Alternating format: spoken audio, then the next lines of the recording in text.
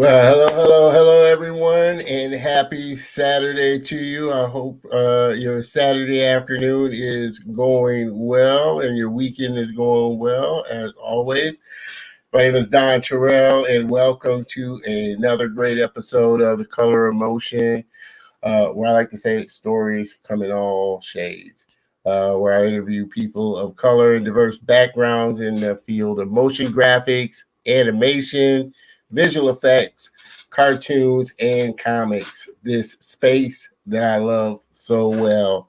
You know the drill. When you jump on, say hello. Let me know where you're tuning in from so I can give you a shout out while I make sure that we are broadcasting from all my channels. Of course, you can find me on, let's get this wrong, LinkedIn, YouTube, and Facebook page for sure.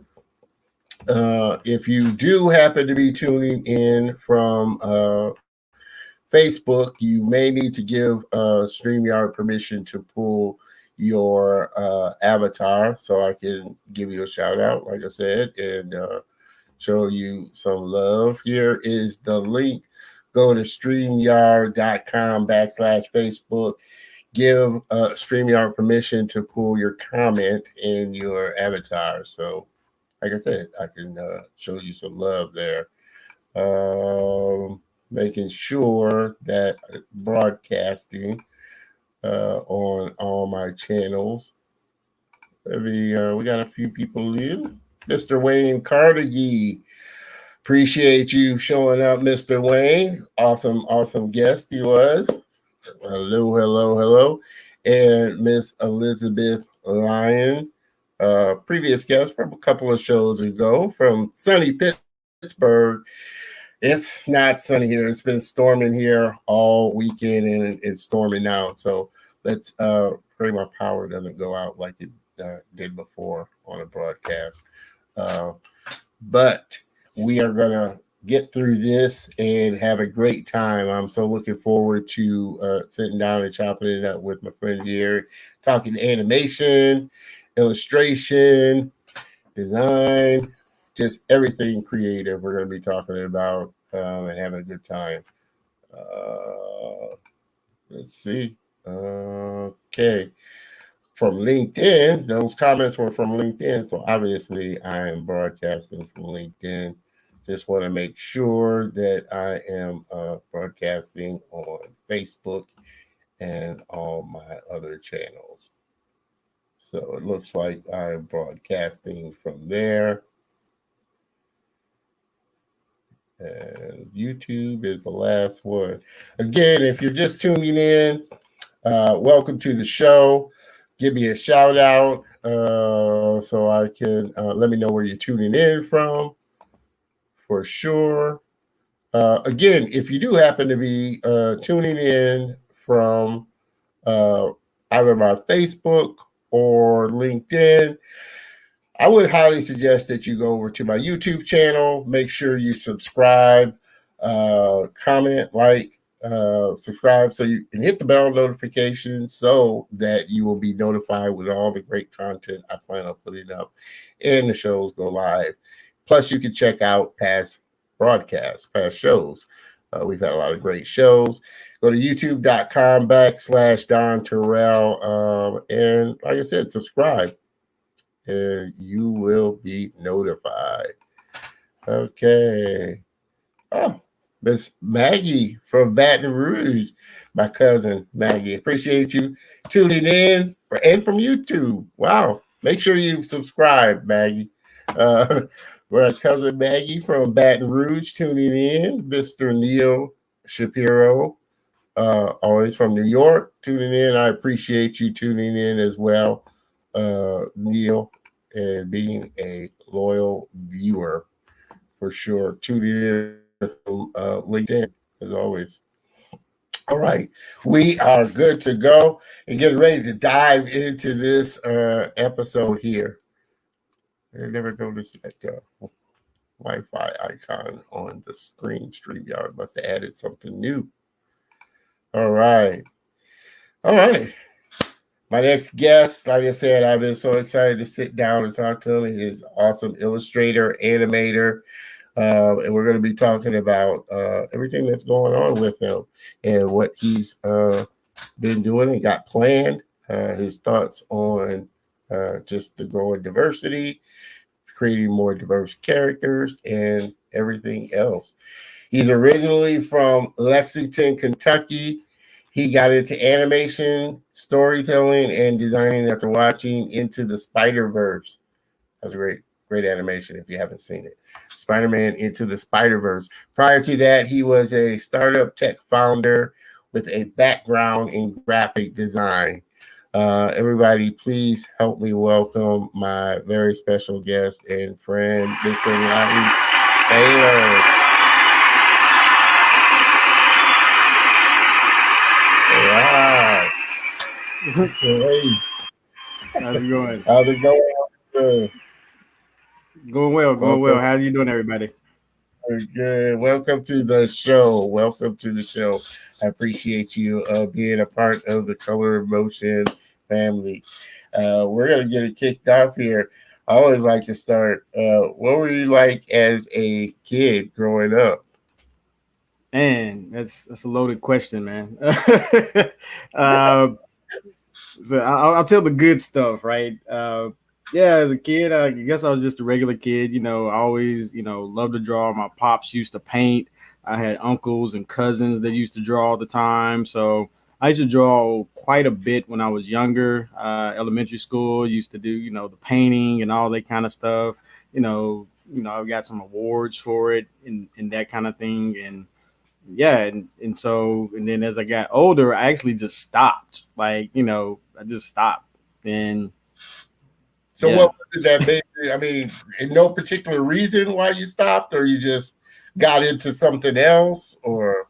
Yeah, I'm trying to think, man. It was like by the time, like in high school I was still drawing and because I didn't like art class at all. Like I didn't like art class in school because you draw stuff that you don't necessarily want to draw. And I would just doodle a lot. Like at one point it got so bad, like I was always like in advanced classes and I was taking calculus. I had zero notes in calculus. All of it was just drawings. And so by the time I got to college, I went to college for engineering, and I just literally just quit drawing altogether. I just started hanging out, just doing college stuff. And then it really wasn't until I started reading the Bible and I read the parable of the gifts. And that's actually what made me start drawing again. Okay. Wow.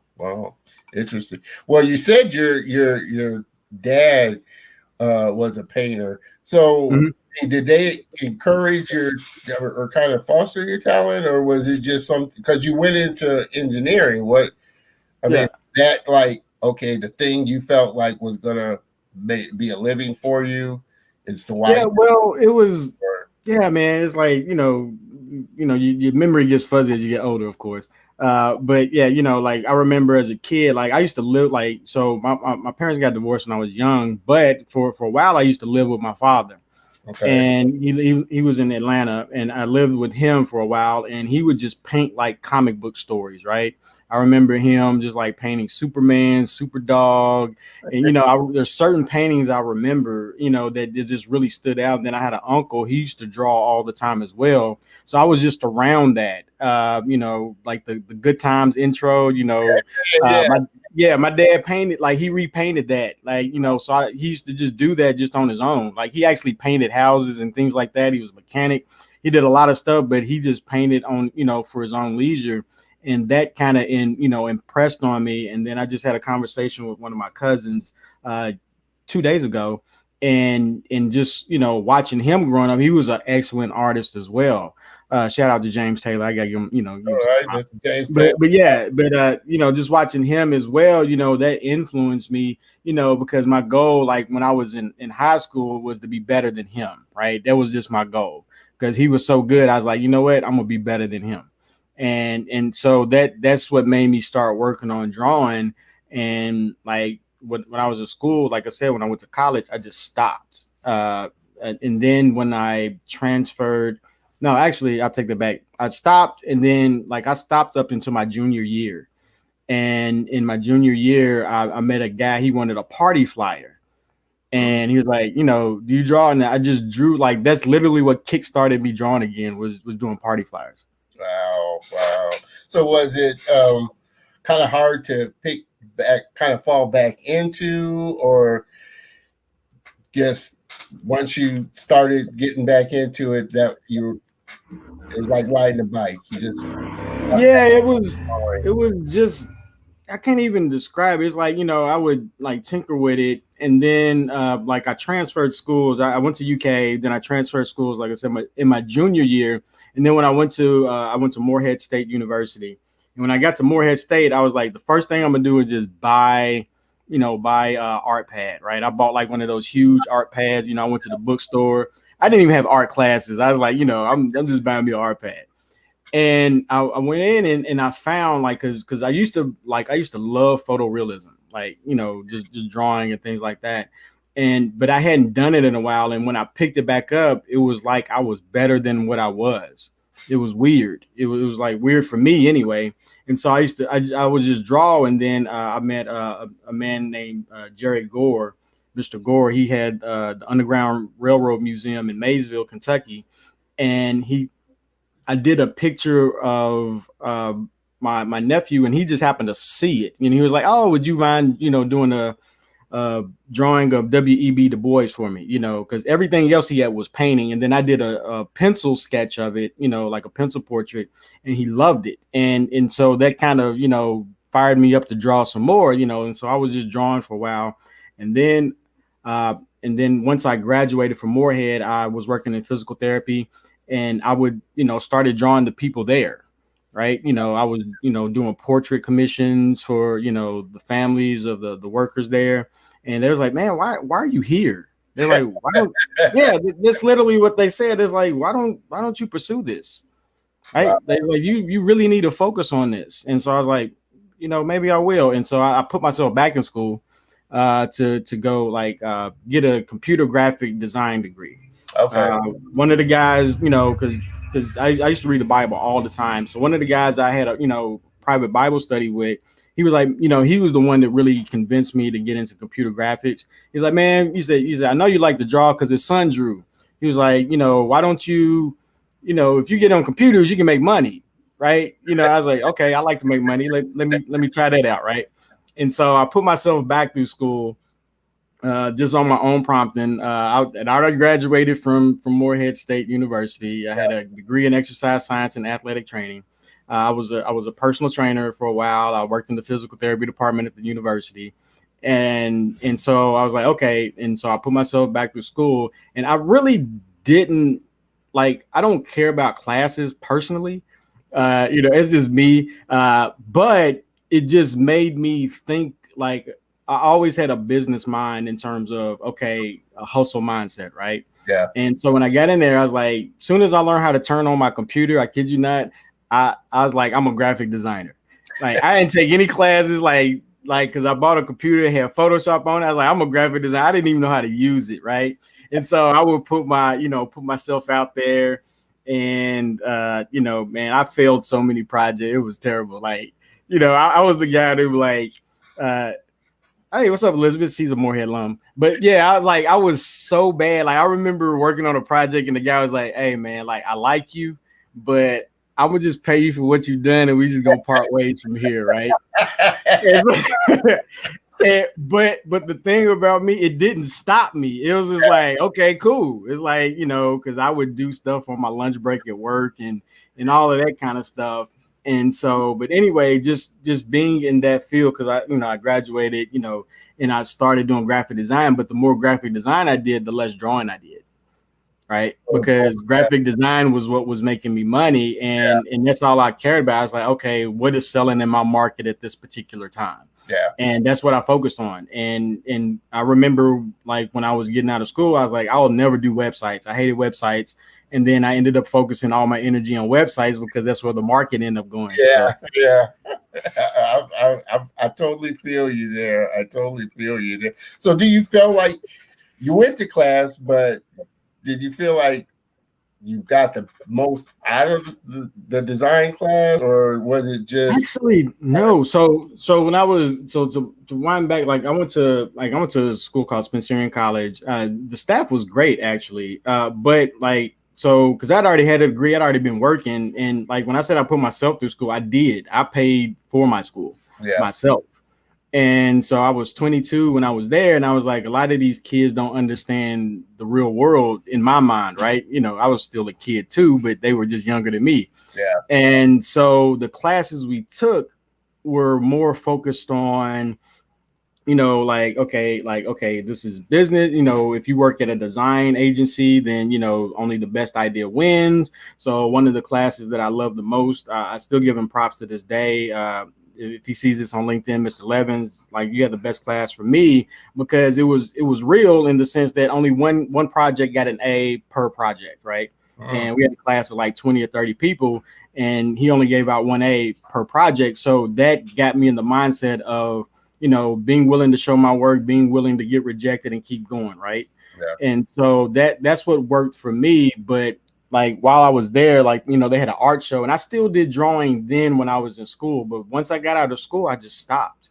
I stopped for my, like, man, I can't even, you know, there was bits and spurts, but like I stopped drawing for, man, like probably 6 years, maybe. yeah, yeah, yeah, And then I picked it back up, and then once I started, like, you know, I worked, and you know, I came across, you know, Ben Caldwell.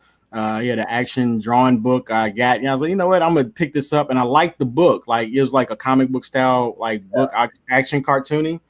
And then I went into the forum, and I met one of my good friends even to this day, and this was, man, over 15 years ago. And we've never met in person, but we've been online friends since the forums. And I was like, you know, I started drawing then, right? I just started picking up drawing, and I did that for a while. And then once I quit working at the company I was at, I was in startup mode, you know, just hustling, doing designs and that stuff like that. And so I quit drawing again, and because that's not what was making me money. I had some projects every now and then where I would do some drawings, yeah, but I wasn't drawing like every day trying to get good at drawing. I just did it based on projects. yeah, yeah. So, I definitely feel you because I've had that kind of, you know, you start out drawing, but then you get in. I got into the commercial side of design, and exactly. you know, web, like you said, web design, which I Yep. don't like doing web design.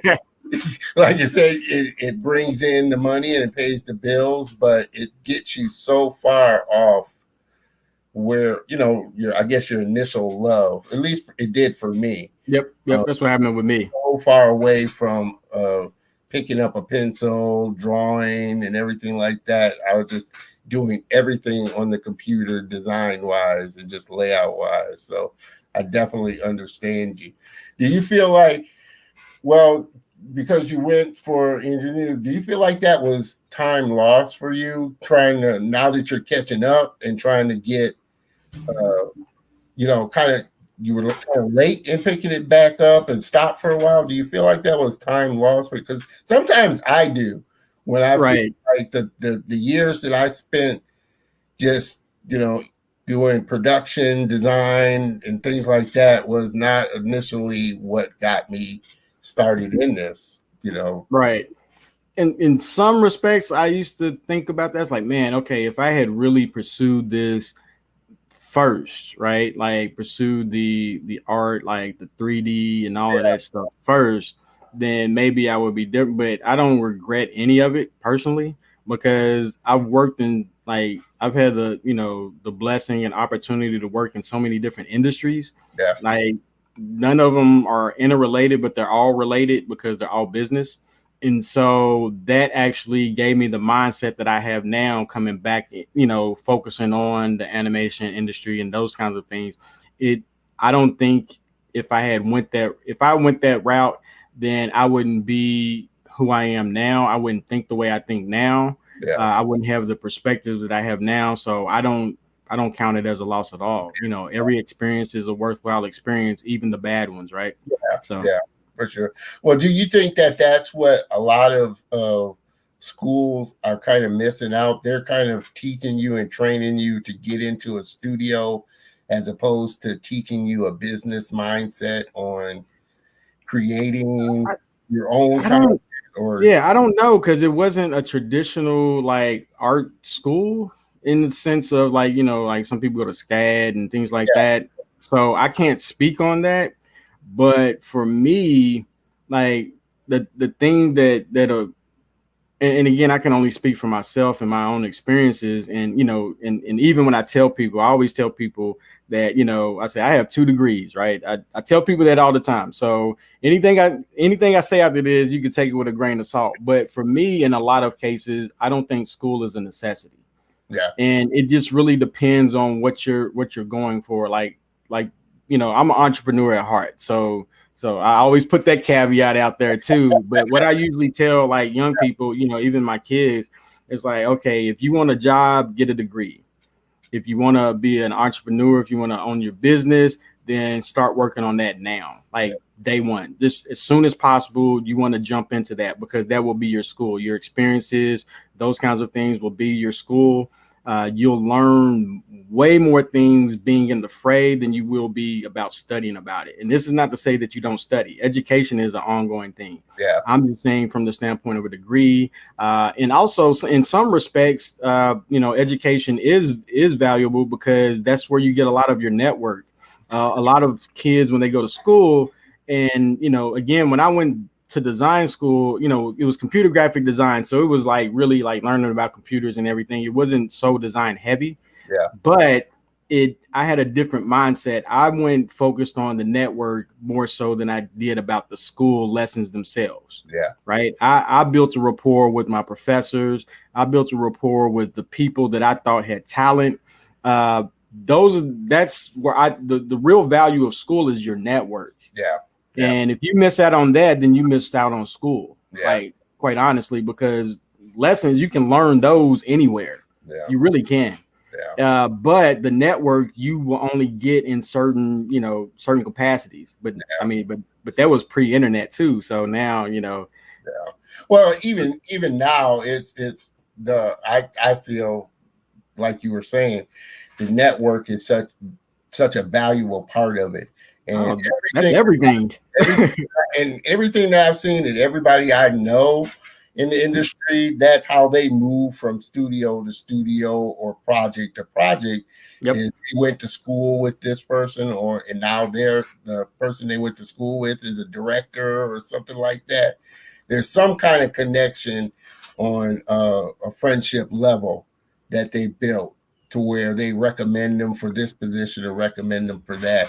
It's such a small circle, an industry that everybody tends to know everybody else. And if you're built that kind of friendship and relationship and you're a friendly type of person and are eager to learn, then that's what I've seen. People tend to kind of move around from, like I said, studio to studio. So networking, I think, is a big key. Oh, Uh, it's huge. Yeah, Definitely. because when I worked at a manufacturing company. I was a designer there. I was a graphic designer there. Well, I gave myself my own title. It was graphic illustrator, and I worked at YKK. And so, the fashion, we did buttons, zippers, but I didn't focus on the manufacturing side of things. I was doing sales materials, so I got to like I said, I got to see a lot of stuff in terms of like behind the scenes of production, manufacturing. I got to travel to different countries. I got to, meet fashion designers and things like that. And so, and I remember a specific trip where we went to like Abercrombie and we were meeting with the executives there. And, they were having, it was just little conversations. One thing I always, advise people, just pay attention to your surroundings, pay attention to what you're doing. And what I noticed, just like what you're just saying about the studios, is that the people that were working there used to work in another company, right? And it's like, oh, I remember you when you were here. It's like, yeah, I went from here. Then it's like everybody just ping pongs within their given industry once they get to a certain level. Yeah. And you see that in tech, you see that in art, you see that in just about every industry, right? Yeah. And so that's when I really started understanding the power of network. It's like, okay, developing expertise, of course, but it's really the network, the friends, the people that value who you are, what you do, that kind of stuff. Yeah. but I know what was it? Somebody has said. I think he did. I listen to a lot of his podcasts, but he does visual effects. He's really big in visual effects, and he was saying, the main thing studios want to see is that you're not an asshole. Yeah, yeah, exactly. You're a Yep. good person. That's it.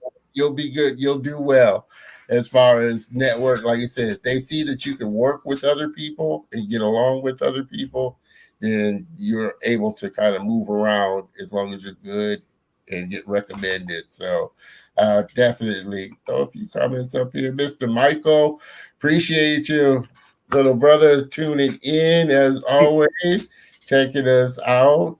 Mr. Day One, Barry, greetings. Appreciate you tuning in as well. Miss Elizabeth, Moorhead. Yeah. Right. Moorhead, Kentucky. Moorhead, Kentucky alum. All right.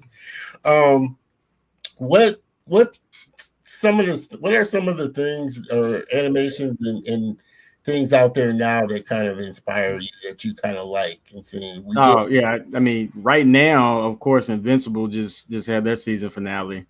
Hey, what's up, Mike? And so Invincible was awesome. Like I love Invincible. That was a great show. It's very gory, so I just put that caveat out there for anybody that hasn't seen it. But honestly, I love all kinds of work. Like I I love art, and going back to when I was in school, like because I'm just now remembering this.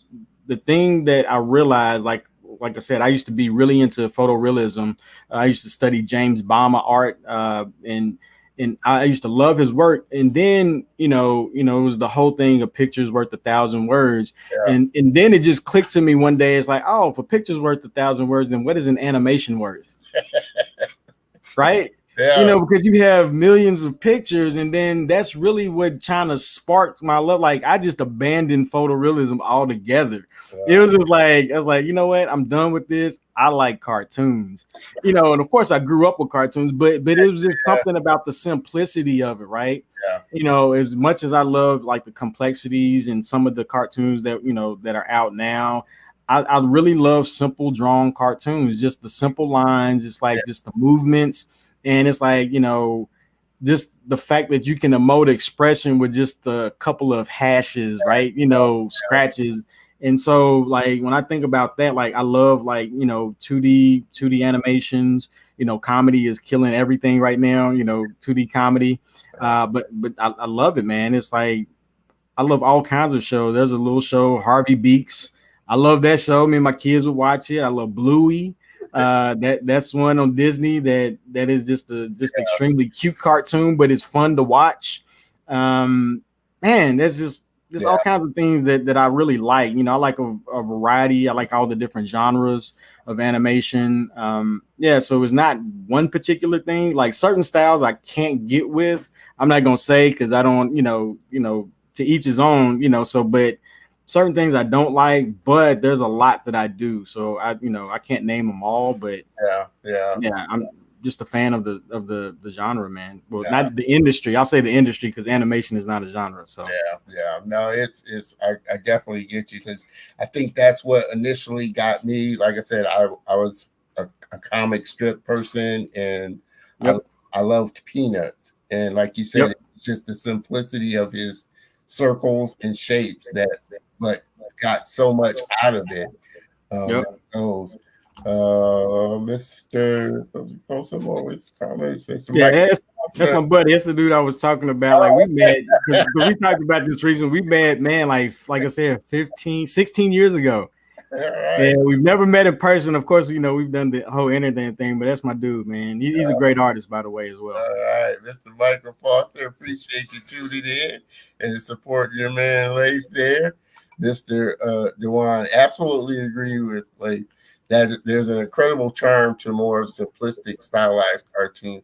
It's true because, like I said, and I think I had mentioned this on the last show. And I don't know if you've ever seen Ryan Woodard's animation, Thought of You. You really should check it out because all it is just sketch drawing, but it's done to a dance sequence. And, gotcha. Yeah, it's so beautifully done. He doesn't have faces or expressions. It's just sketch figure drawings. But it's such the movement is so fluid. The music is so beautiful, but yet it's such a simple animation. And if you watch the behind the scenes, I think he said it was like something like 40,000 drawings, Yeah, yeah. hand drawings.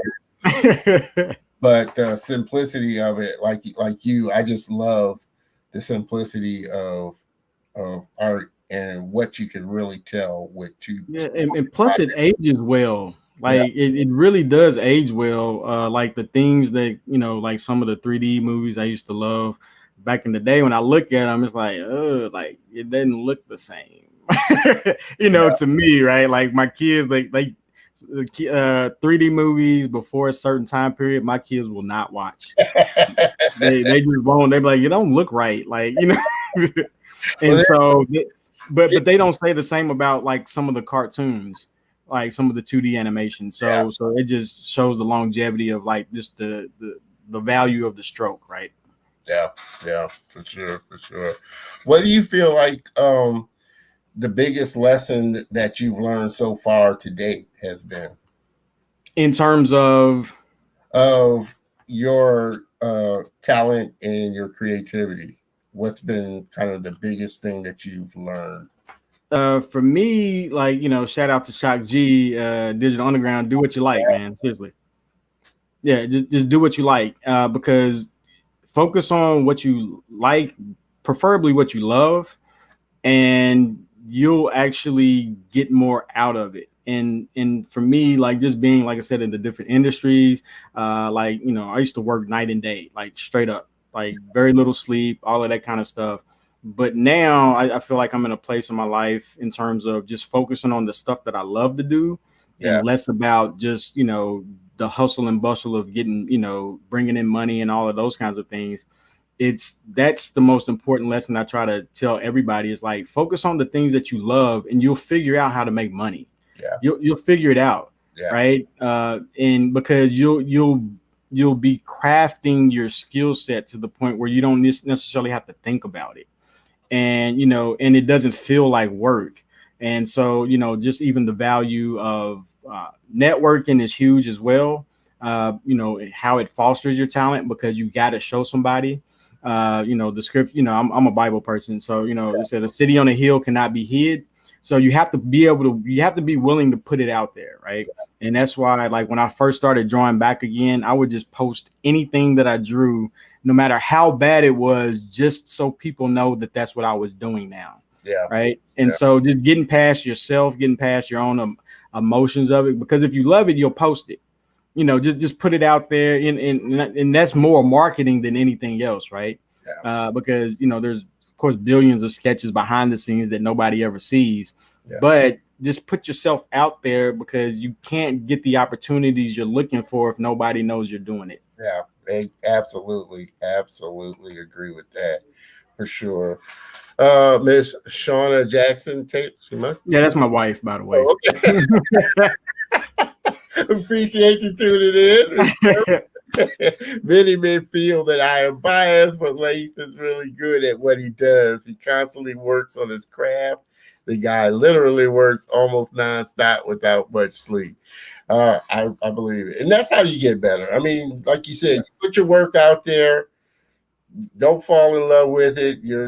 Yeah, ever. And you move on to the next. You move on to the next piece, and that's how you get better along the way. Mr. Dewan, I thought of you after you mentioned it in an interview.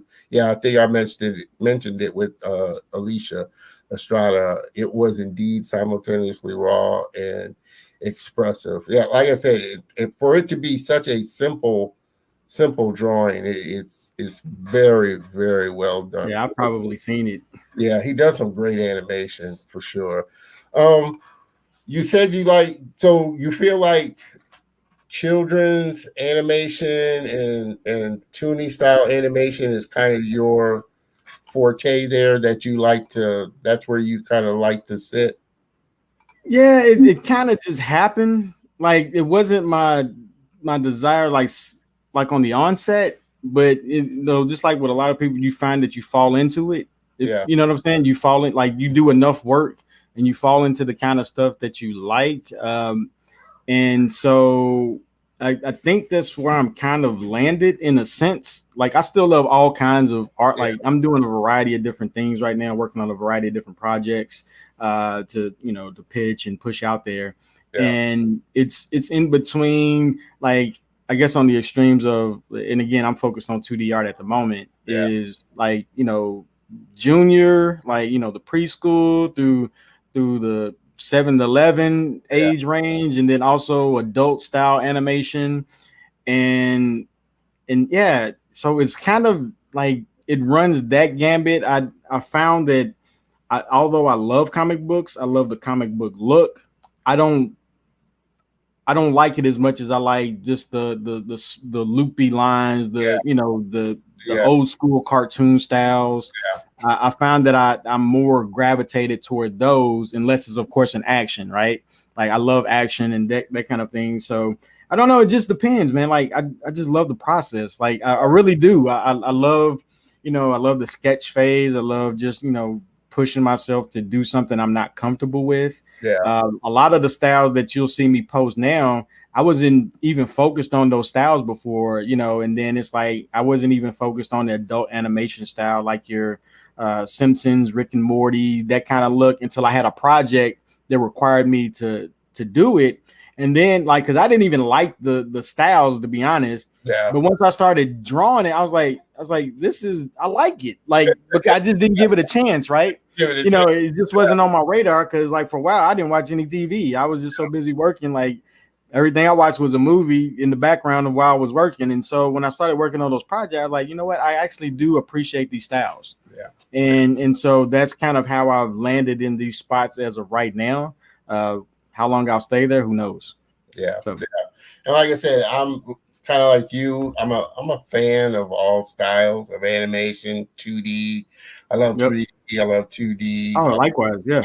Love children's style animation to the adult anime style. I just love it all and love the whole process of it all. And if anybody out there has Netflix, uh, Yusuke just started. Yep. I Yep. definitely highly recommend that you watch that. That is a great animation, and the animation is very well done. Congrats to LaShawn Thomas and his team for putting that together, and Netflix for putting it out there. So, what was the inspiration for your character, Big Head Charles? Yeah, man. So Big Head Charles, it was literally a conversation between my wife and my kids. And we were just talking, like, when I was a little kid, like the worst thing you could be called was big head, right? And then so we just started talking about, like, big head kids. And that's like, you know what? I'm gonna draw that. And that's literally how it started. We were just sitting here in my office just talking about it, and they started laughing. So I was like, I like Big Head Charles, and I just that was it. That's how it came up. And then so it's like, people love the character, so it's like I start refining it and working on it, and just start putting some stuff together for it. Shout out to my dude, Mike Foster. He did the logo for Big Head Charles and some of the Yeah, very backgrounds. cool. Yeah, he did that classroom background. That's from my dude, Mike Foster. And yeah, and that's just how it started. So I've been developing the character, been refining it, making it more suitable for animation, Yeah, working on the story, the pitch deck, and the whole nine. So I've really been refining in the background. I don't put much out about the story at all. yeah. Just keeping it close to my pocket, so to speak. I'm curious. Do you find it? I mean, you enjoy the whole process, but do you like just writing just as much as you do drawing? I Or do not. Writing is a chore for me, right? I have to make myself do it. But I do bits and pieces every day. I probably don't write as much as I should. Mhm. But I do make sure that if I have ideas or anything like that, then I have like an ongoing, I guess I'll call it like spreadsheet of ideas, stories, reactions, how a character would, react to it. And so I'm really, like, for Big Head Charles, I'm really just taking my time with that one. Yeah, That's my love project. And so I'm really just taking my time, just slowly putting that together, making sure that it has the voice that I want it to have, right? Yeah. Because I want it to be authentic. I don't want it to be, that's why I kind of aged it up a bit, like with my newer releases of it, because, you know, although I want it to be for kids, my childhood wasn't always kid friendly, if that makes sense. So it's like, yeah, Right. because man, I got some, my grandfather, God rest his soul, like he was a rough dude, man. Like, and I hung around my granddaddy all the time, and he was a rough dude. Oh Like, man, but those are the so best stories, I know for sure. so I want to incorporate some of that stuff in there. So it's like, just making sure that a lot of that stuff fits the right way. Yeah. And so I've been just taking my time writing on it, writing here and there, crafting the feel of it, just that kind of thing. So Yeah, but this is, I think that's the beauty of this industry is that, well, one, as you get into it, you definitely realize that you can't do it all yourself. oh It nah, takes so it's much. impossible. Even in working and partnering with a writer or somebody to help you, like, because like I said, I can definitely see it as a animated show, and excited to see where you take Big Head Charles for sure. Because I was like you, being called Big Head was just that would seem to be the insult in our neighborhood. Yeah, oh yeah, those was fighting words as little kids, man. It was It just seemed to be the insult for sure. So I mean, you said you kind of aged it up. So what is your kind of overarching kind of goal or something or idea that you want kids to kind of pull away from Big Head Charles? It one, well, one is just like, so there's a lot of elements of my own kids in his character in terms of the attitude and things like that. And so it's really, about just persistence, and being oblivious to the insults of the world, and it's almost like having a naivete about it, and also just having the right attitude to push through stuff, right? yeah, And so that's really, because his head is obviously an obstacle for most people to think about, but he's like the kind of kid that doesn't even think about the fact that his head is ginormous. You know yeah, what I'm saying? And so it's just part of that. Of course, people around him are aware, but it doesn't matter, right? yeah, You know, it's like there's all kinds of people with all kinds of things that may hinder them in life, so to speak, yeah, but you just live life. I mean, life doesn't stop yeah, because you cry or because things don't go your way. It just keeps moving, and yeah, so it's just kind of just kind of again just baking those kinds of aspects in there, baking in the comedy of it, and also like for me, I always say like black people are super funny, and I got a funny family, and so just incorporating some of those life lessons that that aren't necessarily so obvious until you get older and you look back. It's like, okay, that made a lot of sense now. And so that's what I'm trying to bake into that story. And for me, a lot of the things that I focus on always have stories, have deeper meanings or some kind of resolution or some kind of mindset, yeah, to think about. And so that's what I have in my head. Writing it, that's where I'm working on getting better at, but I just keep chipping away at it, and I know that once I solidify how those things should work, then I can bring in writers and things like that to help bring it to life. yeah. So that's kind of where I am with that project. But like I said, writing's kind of like genre. You just have to do it. You know, the first thing that's gonna, and this is what some of my writer friends have said. It's not going to be good. The first thing you draft is never going to be good, or what you keep. You just keep writing, and Yeah, just it, keep chipping at it. yeah. Yeah, and So so I'm not in a rush. It's the crock pot project for me. yeah, That's my love project, and I think I believe I can make something big out of it, no, and I just want to make sure that it's the right way. It's done yeah, the right way, and that's one of the projects I want to have autonomy over in yeah. terms of making sure that what I want to get out of it gets out of it. And so that's kind of where I am with it. I totally agree. Totally agree, Mr. Michael Quincy. So your comment up here. Appreciate it, man. Go work, Lafe. Yep, does some great work, and like I said, I can already see Big Head Charles as a animated series for sure. Mr. Daywan, I'm on board with Lafe when it comes to writing versus drawing. On the one hand, writing is a good way of executing your ideas, but on the other hand, writer's block often happens to be creeping up on you.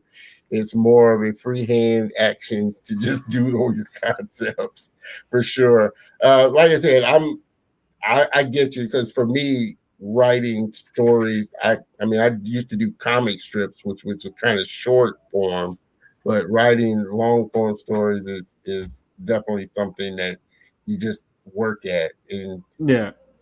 you just try to get better. And like you said, you try and connect with other writers to, you know, give you tips and get better at it yourself as well.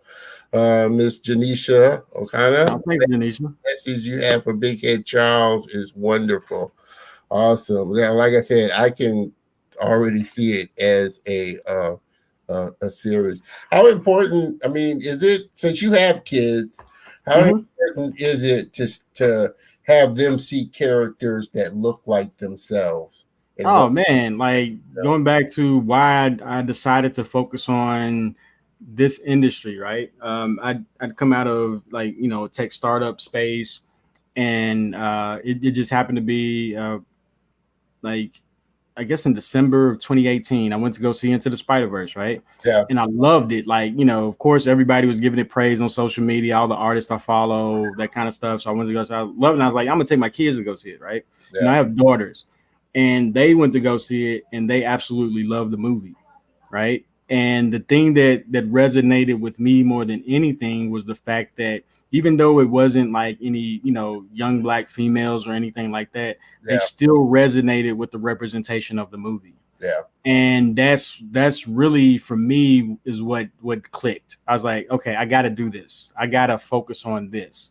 yeah, And the reason also, if you look at my portfolio, it's tons of black characters, right? I draw all kinds of characters for sure, but when I post stuff is mainly black characters, and that's for a reason, because black is not the default. yeah, And when it's not the default, representation matters even more, because you don't necessarily visualize yourself as being in any of those things until you see it, yeah, right? yeah, And so that's why for me, like, representation is huge in a variety of ways. And so like my mission for my art is to really put that stuff out there, and I do it on purpose as well. I know that if I do other things that I could probably get more traction in a way, but for me, if you can't accept my work, then you can't accept me anyway, yeah. right? So that's why I don't worry about it. I'm old. I'm not chasing nothing. It's like, It hey, is. it's like this is who I am, right? And and if you're cool with that, then we can be cool, because I don't believe in trying to be somebody else. I don't believe in the same guy you see talking to you right now is going to be the same guy you meet behind the scenes, the same guy you meet in front of the scenes. Yeah, And so, like, I believe in transparency and honesty. And so for me, this, these are the things that I care about. It's like, these are the causes that I truly, truly care about. You can have your own causes and your own things, but this is what I care about. yeah, yeah, And so that's what I focus on. yeah. So, So how do you feel? How do you feel studios now are doing? I mean, ultimately for them, it comes down to the bottom line of a dollar. But how do you feel studios are kind of faring now with putting out more diverse content? Or do uh, you feel like it's a honestly, from my perspective, like I said, I'm a straight shooter. I think it's just because of the times in a time? lot of cases. Yeah, It's like, oh well, this is hot right now. Let's just show that we care. We'll just make some black characters, throw them out there. We'll make some, whoever kind of characters, throw them out there. And yeah, in a lot of cases, that's it, right? And so, so do you think and it's going to take content creators putting out their own content and creating their own content for it to really kind of have its yeah, in a sense, like, so here's my take on that too, right? Like, for example, like I can't remember any specific cartoons. There was some discussions about different cartoons, and I'm of the mindset of whatever story you tell, it's your story to tell. Period. Like whether like I'll take Soul for instance, right? Pete Doctor. I think he's the Yeah, is he the one you beat or Doctor. story or something. I Yeah. always mess up the names. But anyway, and Yeah. so like he's white dude made Soul. Great. That's awesome. That's I have no problem with that. I personally have no problem with white actors voicing black characters. I just don't, and that's just me. And the reason I say that is because I'm of the mindset that whatever you make, you're gonna get criticized for whatever you make. Period. Right? But I can't tell you how to tell your story. I can't tell you how to create your story. So I need to create my own if I see problems with yours. I need to be the one making these decisions. I need to be the one, because it's easier to criticize somebody than it is to produce it, Yeah. right? To produce a project. And, knowing how hard it is to make any given thing, then I'm of the mindset. And again, it's just me. I understand most people might not agree with me, Yeah. but it's your story. And it's like I'm even of the mindset with some of these companies that, if you don't like their practices or anything like that, leave, like straight up leave. And because I'm an entrepreneur at heart, that's why I say I always give this caveat, because I may think differently than the way you think. I'm an entrepreneur at heart.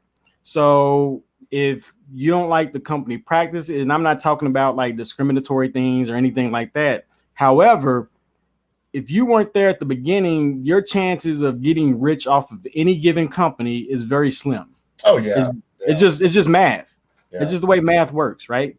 Unless you're an investor into that company, then that's how you multiply your money faster. Yeah. And so that's what I would love for people to understand, because one of the things that was shocking to me, which is why I appreciate my background, is the fact that a lot of the artists that work on these projects don't have any equity in that given project.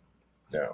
The people that make all of these beautiful works and all of these great things that we all love, they're low man on the totem pole in terms of like, okay, if I work on $1 billion project and I don't get anything outside of my salary, then I just got pimped. Yeah. Yeah. And so it's like, once you start, turning on the light, and it's hard to be convicted about that unless you get behind the, peek behind the curtain of the wizard and see how the stuff is working. Then it's like, oh, okay, then I need to demand this kind of thing, right? I need to demand that, okay, I don't work on this project unless I have equity ongoing, because I know this is $1 billion project, so it's like any tech company you work in, you're going to get employee shares. Yeah. You just are. Yeah. Right. And so I think the animation industry, and actually a whole lot of other industries as well, should be really focused on like, okay, how do I get equity going beyond? Right.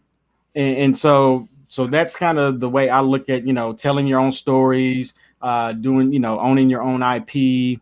And ownership doesn't have to be 100%, by the way. Ownership could be 2 to 3%. Ownership could be 0.1%, because when you're looking at a conglomeration of multi-billion-dollar companies, then that 0.1% is a whole lot. Yeah. So yeah. And like I said, I think it depends on like you said, where it is that you want to kind of fall. You got the sum, and that was my kind of hope as far as most creators and animators and things like that they would start to see that, okay, they pretty much are just either only going to get their salary and maybe a screen credit as far as that goes. They're right. not going to get equity or anything like that in the movie unless unless they're like Jamie Foxx that's voicing the character. He may be able to have some leverage to say that or something like that. Yep. But getting the mindset of, okay, then I need to create and control, which is what Tyler Perry did. He wanted to create it and control his own stories. and make his own stories. Yeah. So he went out and did it. Getting But other think about what about the actors though? What about the actresses? What well, about the people? they're not Yeah, going to. Yeah, they're not going yeah, to unless he, like I said, produces their movie or something like that. But the yep, actors are not going to get, unless they're, like I said, some big time actor that has the clout behind them to say, hey, if you want me in this movie, then I want such and such a shares or yep, something like that. Maybe Denzel or somebody like Sissy Tyson or somebody like that could have said that and maybe would have got it depending on the relationship he had with them. But the average person is not going to get that. yep. Is not going to get shares or some kind of equity stock in it. Like you said, unless they're invested in Disney, they're not going to get it from the movie. So that's why I would hope that people start thinking about, and especially in this time and age that we're in, you Yeah, have so many channels to put your own content out there and make yourself uh, yep. a, a, a big billionaire or a well-known producer or filmmaker or animator. Like I said, there's YouTube, Instagram. There's so many channels out there that will allow the content creator now to put their work out there and Yeah, create. and again, the talent is the artists, right? That's the talent, the artists, the writers, those kinds of things, and it's really just overcoming the fear of time, right? It's like, okay, how long will this take? How long will this take before we can reap the benefit of it? But once you start understanding that process, because all of these companies started off somewhere, right? They started off small. Yeah, Every single last one of them. yeah, And so when you realize how companies are built, and that's why I said just my background, just seeing how companies are actually built, right? Going through that process, building different companies in different industries, and it's like, okay, this is how this works, and this is how equity is divided early. This is how it's divided long term, and it's like, okay, this could work for any given IP, like movie or whatever. So for example, say, we talked about Into the Spider-Verse. So, okay, say that you even had 1,000 people work on Into the Spider-Verse. Of course, Sony owns it. But if you had 1,000 people that worked on Into the Spider-Verse, there could be various level of shares that are given for that particular project, right? And they don't have to be astronomical shares given to each person. But as long as I have shares and as long as I know that at the end of the day, when this project is done, that I'll be reaping some of the benefits from it, then I feel way better about the project. I'm more likely to work just as hard as anybody else. Everybody, of course, there's going to be, everybody's going to go through some rough moments in production, but I feel better about the overall goal of it. When I look back on my career, I can say, okay, this project, I put my blood, sweat, and tears in it, and I reap the benefits of doing that. yeah. Too often I see, like, and again, I'm very new to this industry, so it's just me as an outsider coming in, seeing how things work that don't vibe right with me, and it's like, oh, that's really. And so when I start seeing it, I'm like, man, this is kind of jacked, And so if you could reap the benefits long term, you'll feel way better about it. You'll feel like your life has been worth it, and all of that kind of stuff. Yeah. A vested interest in it. Yeah, that's it. Yeah. That's it. It's just like, okay, I feel valued, and it's not a big ask, really. It's really not, because all these other industries, well, I can't say all the other ones. The tech industry for sure does it. They already do it. Yeah. And they get great salaries. So it's not just the great salary, and then not only that, but just the fact that now once you finish this project, you're unemployed already, and you got to go find your next project. So it's like it's really you're taking on quite a bit of risk, and you don't even realize it, and you're not even getting the equity that's involved with that risk. So it's interesting for sure. Um, Anybody that may have some thoughts, throw that up there for sure. We would definitely love to hear about it. Mr. DeAndre Reed, next week's guest, favorite movie Into the Spider-Verse for sure. So do you feel like that's what, and this is obviously from your perspective, of course, like that's a good model for animation studios to kind of take vested, Yeah. because when you look at, well, I guess and that's taking a risk if it makes movie or if it makes money or doesn't make money. When you look at the number of people that actually work on the animated film, it Yeah, can be thousands of people that work yeah, on it. which is fine. It's fine. So, for example, because I've been thinking about this quite a bit, and long term, I would love to build this model. I'm just putting the idea out there because maybe somebody has a better way to do it, right?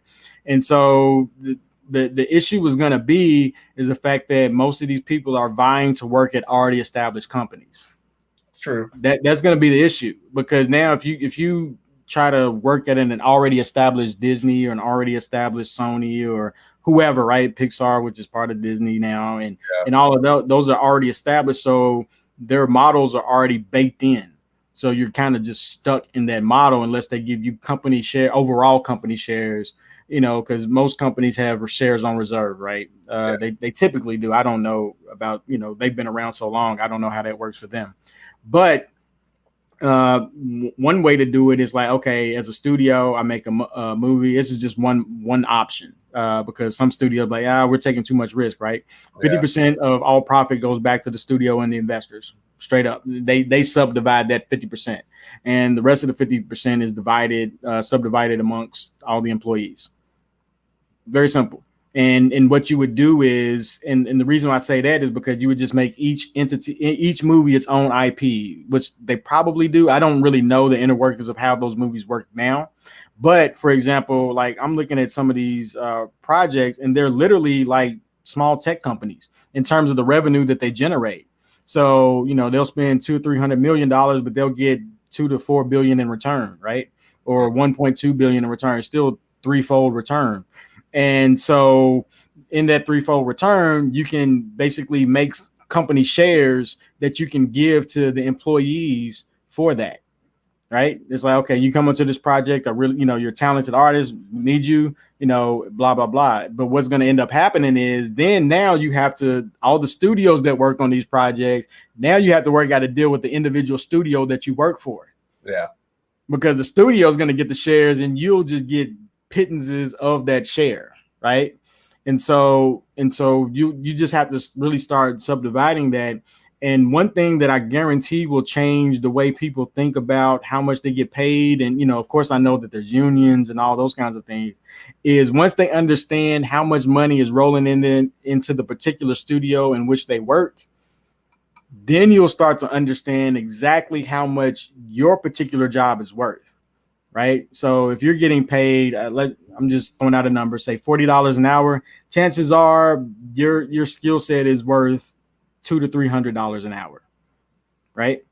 And so when you start looking at that, it's like, okay, you just start doing the math. And then when you start doing the math, then you can start demanding more. Interesting. Well, like I said, definitely something that's, I think, a lot of animators and just content creators are going through now, because a lot of them, there was a period there where I was starting to read a lot about they were kind of having issues with the studios on just the amount of work that they were doing and not getting compensated for it. So it is a lot. And then most people don't really realize it because all they see is the end result.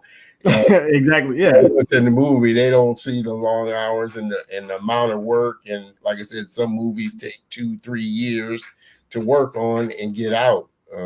Yep. Shows the same way. TV shows is the same way. So it is a lot of work for sure. What would you say to somebody that's thinking about coming into the industry? What advice would you give somebody that's coming into the industry, or just somebody young? Would you tell them to think more business wise as well? I'm always going to tell somebody to think business wise as well, because at the end of the day, and again, I know I may not think similar to a lot of people. Maybe I do. I don't know. But I always tell people to think about the business aspect of everything you do, right? Because at the end of the day, it's your life that you have to be thinking about. It's the quality of life that you have to think about. One thing that you that I didn't even know, and that a lot of people probably don't even think about, is the health side of working extremely hard. There's a cost that you pay that you're not even aware of until it comes up, right? And so, and this is across many industries. And you not only, because of the stress that you take on is going to affect your health one way or another. I don't care who you are.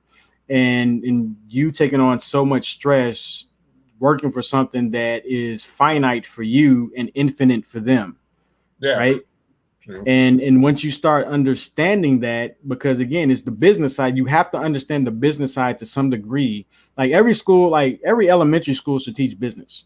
They should teach like real business and economics and how these things work so that you do not get swindled, right? Because there are many companies, there are many people that will take advantage of your ignorance. And so it's always a good idea to understand or find a mentor that understands the game. That's why networking is very important, right? Find people that understand how the game works so they can school you on it. And because again, you have to be convicted in order to act on it, because having head knowledge and being convicted are two different things. It's like, okay, I can know he's getting over him, but I feel like I'm inferior. I feel like I'm scared. I feel like I don't know how to approach it, and so it's like, I'm not a big fish. I'm not this, I'm not that, so you start basically second guessing yourself. You start second guessing the information that you get. But once you get convicted, it's like, you know what? I'll walk away. And until people are willing to walk away from a lot of these deals, then nothing will change, because they don't have to change it. Yeah. You don't have to change. It's like, if there's no ultimatum in a bad relationship, why am I going to change my habits for you if you're going to stay anyway? It's like, but then you feel the average person. But like I said, a lot of people and a lot of content creators, they're just satisfied with having a job, and if they're getting paid, and that's fine. That's fine. $70,000 a year, then their thought is, why would I worry about, or why would I care about the big? But that's fine. But here's the thing, right? It's like the thing that most people may not think about. I can't say if they do or they don't. But one thing that you always have to consider is, what does it look like when you get too old to work the same amount of hours? What does that look like? What does it look? Because the one thing that people have to understand, unless you're like a hedge fund manager or anything like that, you can't trade time for money and get rich. You can trade time for money and survive and live decent. Unless you're investing, unless you're a wise investor. But think about it. But that's not time for money. Yeah. But well, I mean, because if you were say like somebody that's 20 years old, just getting started working, if they were smart enough to know, hey, I know I'm going to be working for 20, 30 years, I could and if I invested my money wisely, investing. That's investing though. Yeah, that's investing. That's not time for money. Well, but they're working a job though. I understand. But again, I'm talking about straight time for money, because again, investing has an exponential factor to it, right? It's not a time factor, a market factor. Versus me working like, okay, like I can work. Say that I'm good enough to work 100 hours a week. Yeah, that's me going to the max. I can't multiply my 100 hours. I can't be like, okay, next week I'm gonna work 300 hours. It doesn't work. It just doesn't work. And so that's what I'm talking about, is in terms of trading time for money, because as you get older, that will eventually taper off and start on the decline. True. Right. And then the way a lot of these companies work outside of a union and whatever union agreements there are, most companies want to shed off those people that get paid more. That is just the way it is. Unless you're an executive in that company, you're going to get shed because you require more money for just your services, and you can't work as hard as the person that's younger than you just because on strength, right?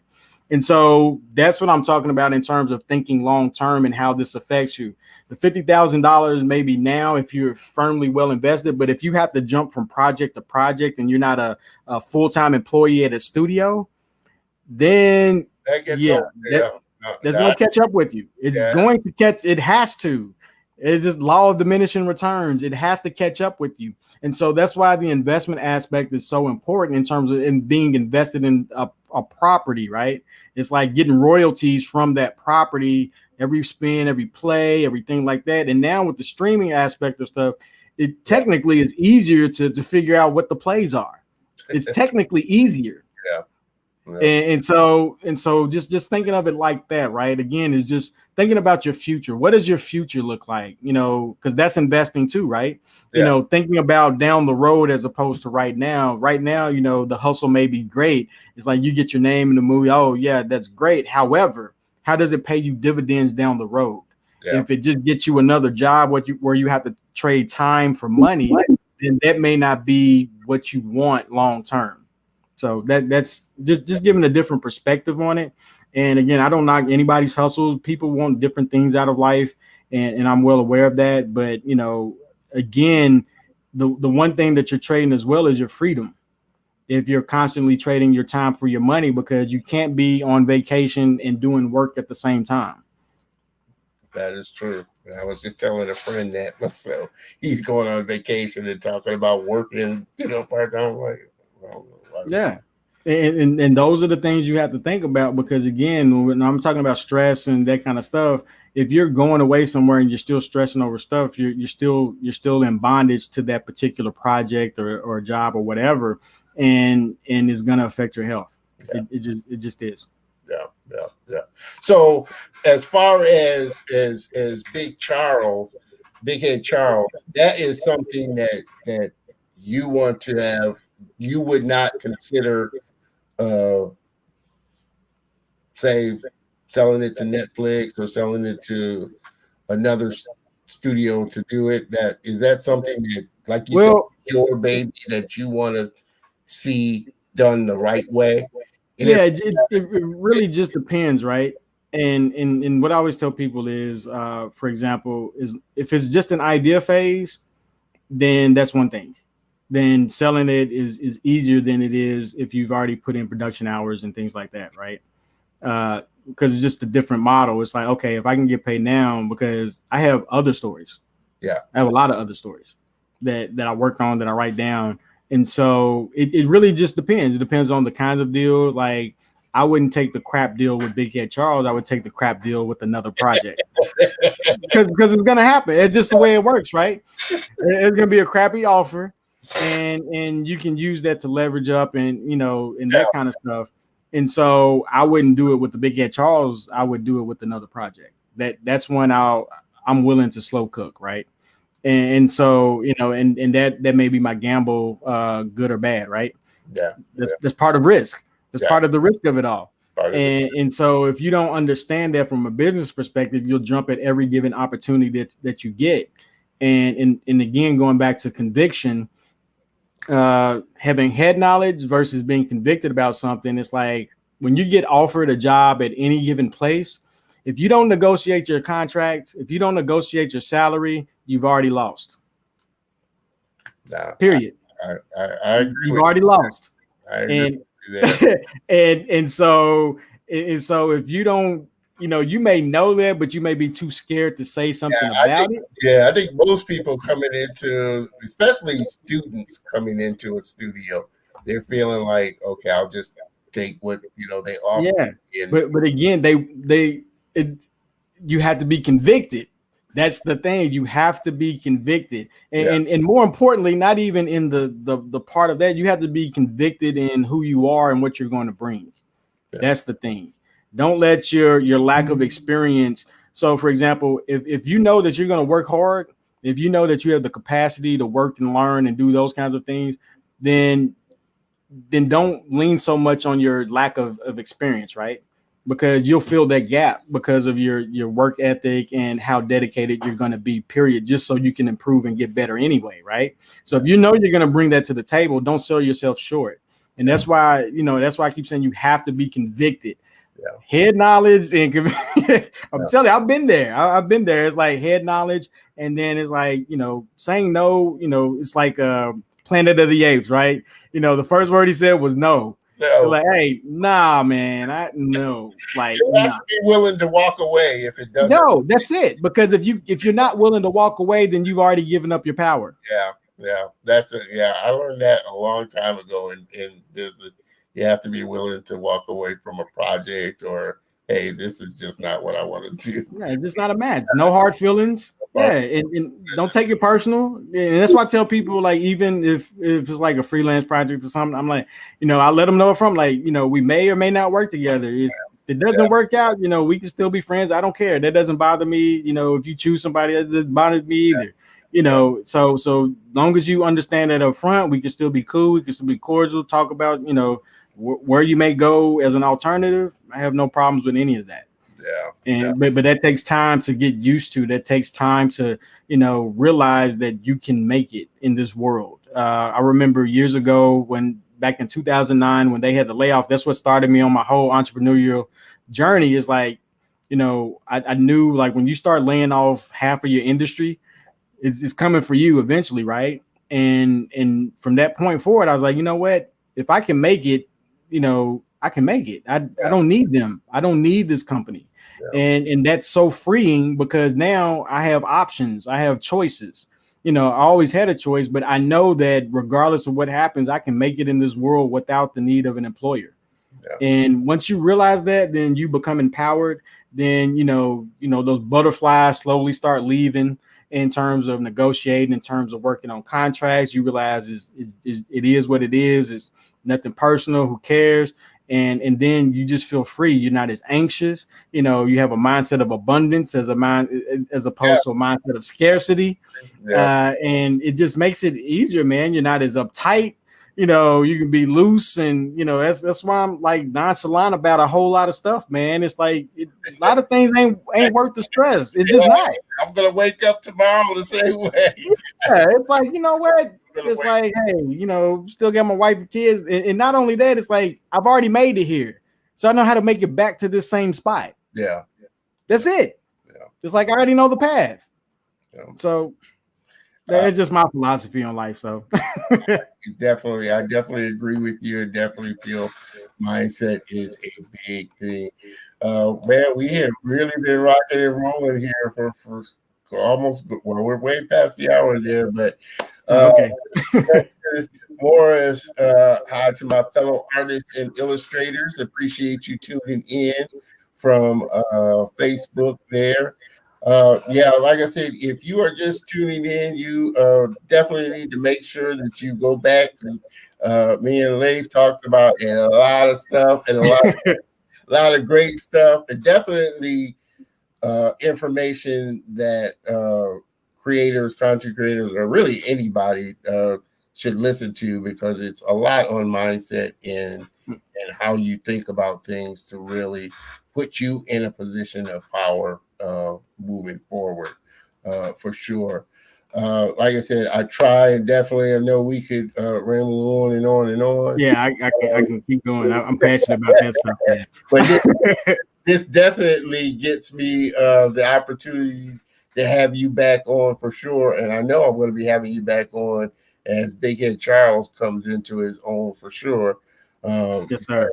Definitely want to have you back on. One question I do like to finish up with and ask all my guests is, if you could go back in time, and not that you would change anything, but if you were standing in front of your younger self, what would you tell yourself? Yep. Don't be afraid. That's it. That's some good words. I like those words. Don't be afraid. I think something I probably would have told myself standing in front. Just trust your gut and that's it. And do what you do. Make sure this, like I said, this has been a great episode for sure. And definitely you're going to have my boy Lafe back on.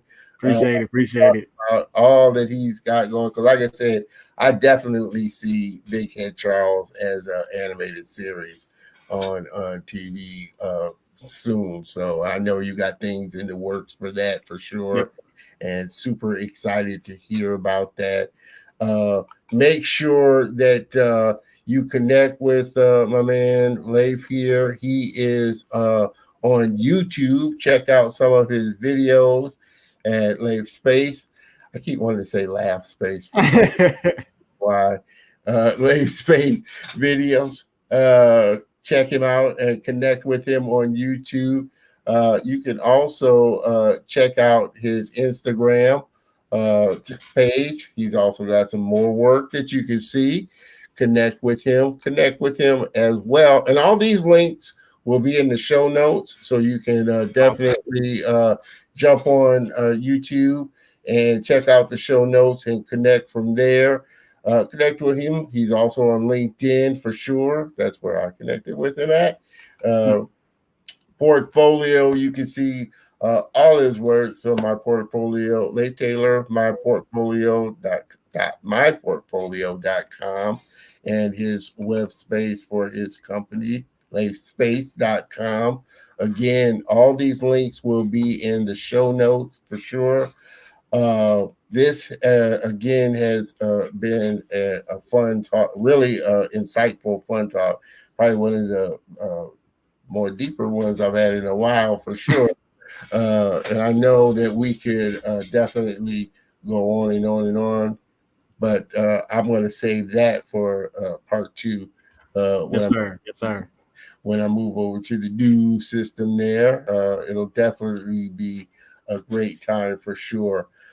Late, if you could hang on for just 1 minute backstage while I close it out, and I can thank you in the right way there for sure. I would appreciate that. But everybody, again, make sure you connect with Lafe on all his channels. We appreciate you so much for one, being a part of the Color of Motion family, Lafe, and two, coming on, dropping your pearls of wisdom for sure. Because I know you got a lot of them there that you definitely graced us with. So I want to thank you for taking the time out this afternoon and joining me. Thank you for the invite, man. I appreciate it. All right. Everybody, let's give them a round of applause. And thank you, brother, for being on the show. Hang out for just 1 second while I close it out, and I'll be right with you there. All right. This has been another great episode. I hope everybody's gotten some words of wisdom out of there. Because like I said, Lafe was dropping a lot of stuff that I think a lot, especially students coming out of the into the industry. So people like Salve, Vanessa, definitely you should check this out, because I don't think a lot of schools do that enough either. They teach you the skills and kind of the talent, and kind of help you refine the talent, but they teach you that to kind of get into a studio and get into a place of work more so than they teach kind of the business side of it. And I think that's what I know that was what I was definitely lacking at the Art Institute. They didn't really teach, well, at least when I went. I think after that they started teaching business classes, but when I went, they weren't teaching business classes. They were teaching you just to get into a company and go straight to work.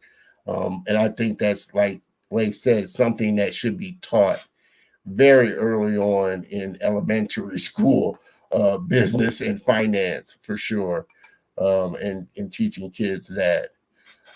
So I appreciate everybody again for tuning in. Like I said, we are here every Saturday afternoons at 3 p.m. I thank everybody for supporting the Color of Motion and tuning in and every week and checking out the replays for sure. Like I've been saying, the new revamp of the show, Working Hard, that is probably another few weeks out. So I'm really super excited to unveil and unroll that out to everybody. I've been working hard on it, and it's going to be really good for sure. Next week is going to be another great show. Mr. DeAndre showed up. So he is going to be on next week. Mr. DeAndre Reed, super talented character designer, animator, and owner of Moco Productions LLC. You can see some of his work there. So super excited to be talking with him next week. As another, like I said, he does very unique style as well. So we are going to be diving into his backstory and all the work that he's been doing lately. Again, make sure that you subscribe to my YouTube channel. To turn this off here for sure, so that you can check out all the past episodes. Check out this episode and all the previous great episodes that we've had. Like I said, we're on, I think this is episode 24. We're on episode 24 and rolling right along. Like I said, already booked up until September. So I got a lot of great shows lined up. So I'm super excited and don't want you to miss out for sure. So make sure you subscribe to my YouTube channel, hit the bell notification. Also, show me a little love. Throw me a thumbs up, a little comment. Let me know whether you like it, if you want to see a particular guest. Always working to try and get great guests on the show. You can reach me at don.terrell at dggraphics.com, or of course, you can connect with me on all my social channels as well. So with that, again, I'm going to close out another great episode and day on the show for sure. And definitely look to see you next week. It's going to be a great show. So everybody have a great rest of the day, a great weekend, and I will see you next week. Same bat time, same bat channel. Peace.